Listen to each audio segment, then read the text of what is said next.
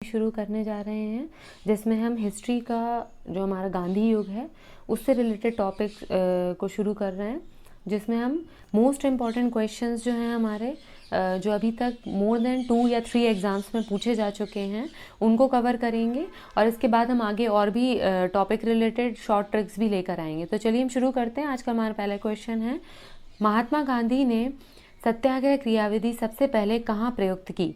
आपके ऑप्शंस हैं दांडी, चंपारण, खेड़ा, अहमदाबाद। इसका सही आंसर है ऑप्शन बी, चंपारण। चंपारण जो कि बिहार का एक ज़िला है, वहाँ पर नील की खेती करते थे किसान। तो उस खेती के विरोध में 1917 में महात्मा गांधी ने चंपारण सत्याग्रह शुरू किया था। ये महात्मा गांधी जी का पहला सत्याग्रह था भारत में और इस सत्याग्रह के लिए उनको चंपारण जिले के ही एक समृद्ध किसान थे राजकुमार शुक्ल जी, जिनका नाम था राजकुमार शुक्ल। उन्होंने ही बार बार आग्रह कर उनसे विनय कर उनको वहाँ पर बुलाया था और उनको आंदोलन के लिए प्रेरित किया था। और इन्हीं के महात्मा गांधी जी ने अपनी ऑटोबायोग्राफी में भी इनका जिक्र किया है और ये बोला है कि उन्हीं के आग्रह और विनय से उनके अंदर अहिंसा और आंदोलन की भावना प्रेरित हुई थी। ठीक है, तो अब हम चलते हैं हमारे नेक्स्ट क्वेश्चन की तरफ। हमारा नेक्स्ट क्वेश्चन है आज का, किस वर्ष में मुस्लिम लीग ने एक पृथक राष्ट्र का संकल्प अर्थात पाकिस्तान का प्रस्ताव स्वीकृत किया था? आपके ऑप्शंस हैं 1907, 1922, 1931, 1940, 1907, 1922, 1931, 1940। आपका सही आंसर है ऑप्शन डी, 1940। 1940 मार्च 1940 में लाहौर में जो मुस्लिम लीग का अधिवेशन हुआ था, उस अधिवेशन में मुस्लिम लीग ने पाकिस्तान प्रस्ताव को स्वीकृति दी थी। मार्च 1940 में ये अधिवेशन हुआ था और इस अधिवेशन की अध्यक्षता मोहम्मद अली जिन्नाह जी ने की थी। इस अधिवेशन में ही जो पाकिस्तान का प्रस्ताव है वह पारित किया गया था। और 1943 जो पाकिस्तान दिवस है वह सबसे पहले मुस्लिम लीग ने 1943 मार्च 1943 में मनाना शुरू किया था। ठीक है, चलिए हम चलते हैं हमारे नेक्स्ट क्वेश्चन की तरफ। आज का हमारा नेक्स्ट क्वेश्चन है, देशबंधु की उपाधि किससे संबंधित है? B.R. अम्बेडकर, चित्तरंजन दास, बिपिन चंद्र पाल, रविंद्रनाथ टैगोर। आपका सही आंसर है आपका ऑप्शन बी, चित्तरंजन दास। चित्तरंजन दास जी जो थे ये एक प्रख्यात वकील थे। इन्होंने वकालत की हुई थी और ये इनका जो जन्म था वो ढाका के विक्रमपुर के एक प्रसिद्ध परिवार में हुआ था। इन्होंने जनता के लिए, जनता के उद्धार के लिए बहुत सारे कार्य किए थे और अपने अंतिम दिनों में इन्होंने अपनी सारी संपत्ति मेडिकल के लिए और स्त्रियों के उद्धार के लिए दान कर दी थी। और जनता का ही प्यार और स्नेह था, जनता ने ही इनको देशबंधु की उपाधि से नवाजा था, देशबंधु की उपाधि दी थी। ठीक है, चलिए हम अपने नेक्स्ट क्वेश्चन की तरफ चलते हैं। आज का हमारा नेक्स्ट क्वेश्चन है, कांग्रेस ने भारत छोड़ो आंदोलन का प्रस्ताव किस वर्ष पारित किया था? आपके ऑप्शंस हैं 1940, 1941, 1946, 1942।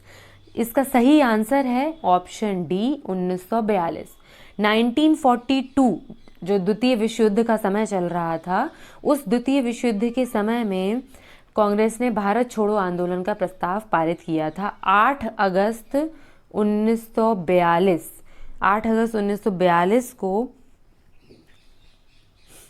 भारत से ब्रिटिश साम्राज्य को समाप्त करने के लिए कांग्रेस ने अपने मुंबई के अधिवेशन में, मुंबई का जो अधिवेशन इनका हुआ था जिसकी अध्यक्षता गांधी जी ने की थी, उस अधिवेशन में इन्होंने भारत छोड़ो आंदोलन का प्रस्ताव पारित किया था। ठीक है, चलिए अब हम नेक्स्ट क्वेश्चन की तरफ चलते हैं। हमारा आज का नेक्स्ट क्वेश्चन है, असहयोग आंदोलन को क्यों निलंबित किया गया था? आपके ऑप्शंस हैं गांधी जी की अस्वस्थता के कारण, हिंदुओं और मुसलमानों के बीच मतभेद के कारण, नेताओं के बीच मतभेद के कारण या चौरी चौरा में हुई हिंसा के कारण। आपका सही आंसर है ऑप्शन डी, चौरी चौरा कांड या चौरी चौरा में हुई हिंसा के कारण। 5 फरवरी 5 फरवरी 1922 को चौरी चौरा की घटना हुई थी। संयुक्त राज्य के गोरखपुर जिले में प्रदर्शनकारियों का एक बड़ा समूह जो था वो पुलिस के एक समूह से भिड़ गया था। उनकी मुठभेड़ हुई थी जिसमें कुछ नागरिक, कुछ प्रदर्शनकारी और लगभग 22 पुलिसकर्मियों की भी मृत्यु हुई थी। जिस हिंसा के कारण गांधी जी ने तुरंत ही असहयोग आंदोलन को निलंबित करने का आह्वान किया था पूरे देश से, और जो असहयोग आंदोलन था वो निलंबित कर दिया गया था। इस घटना चक्र के बाद मदन मोहन मालवीय जो थे उन्होंने प्रदर्शनकारियों के लिए मुकदमा लड़ा था और उन्होंने लगभग 151 लोगों को फांसी से बचाया था, जो बहुत ही बड़ी उपलब्धि थी उस समय पर। चलिए हम हमारे नेक्स्ट क्वेश्चन की तरफ चलते हैं। हमारा नेक्स्ट क्वेश्चन है, सुभाष चंद्र बोस जी ने सिंगापुर में दिल्ली चलो का नारा दिया। इन्होंने कब दिया था ये नारा? 1942 में, 1943 में, 1944 में, 1945 में। इसका सही आंसर है ऑप्शन बी, 1943 में।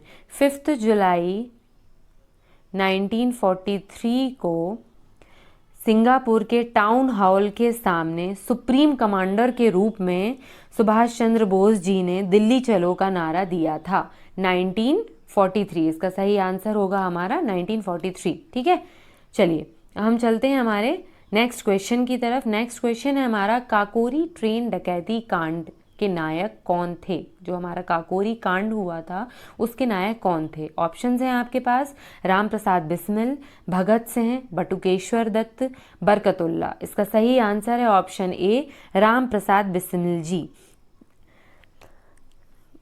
1924 में काकोरी कांड घटित हुआ था, 9 अगस्त 1924 में।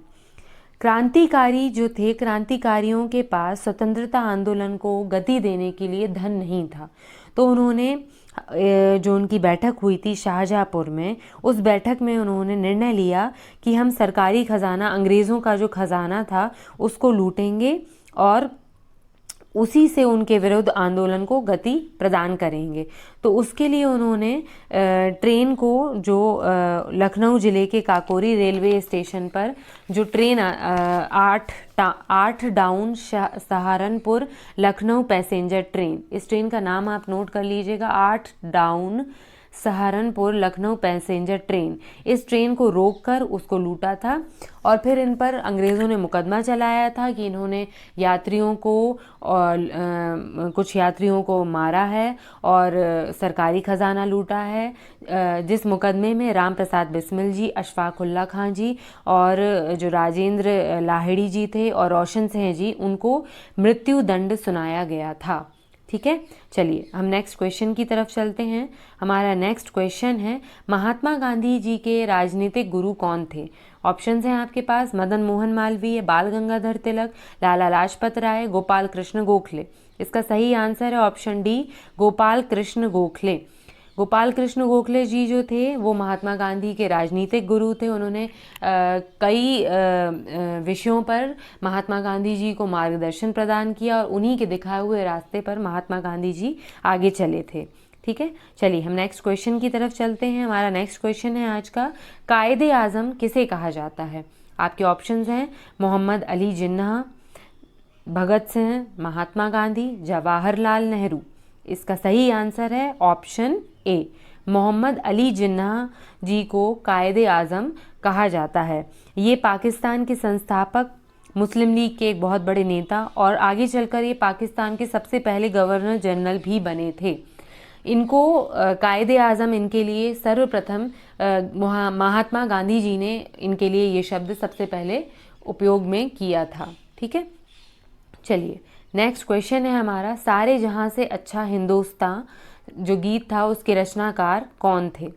आपके ऑप्शंस हैं, रविंद्रनाथ टैगोर, इकबाल, रहमत अली, भगत सिंह। इसका सही आंसर है ऑप्शन बी, इकबाल, जो कि उस समय के बैरिस्टर थे बहुत बड़े और दार्शनिक भी थे। उन्हीं ने सारे जहां से अच्छा गीत लिखा था, वो इसके रचनाकार थे। ठीक है, तो इसी तरह के और भी क्वेश्चंस, बहुत इंपॉर्टेंट क्वेश्चंस जो हमारे गांधी युग के और गांधी जी के आंदोलन से जुड़े हुए हैं हमारे, वो हम आगे के वीडियोस में भी लाएंगे। और गांधी युग में जितने भी हमारे आंदोलन थे, जो भी हमारे इंपॉर्टेंट टॉपिक हैं एग्ज़ाम्स के पर्पज़ से, उनको हम शॉर्ट ट्रिक्स भी उनके लेके आएंगे।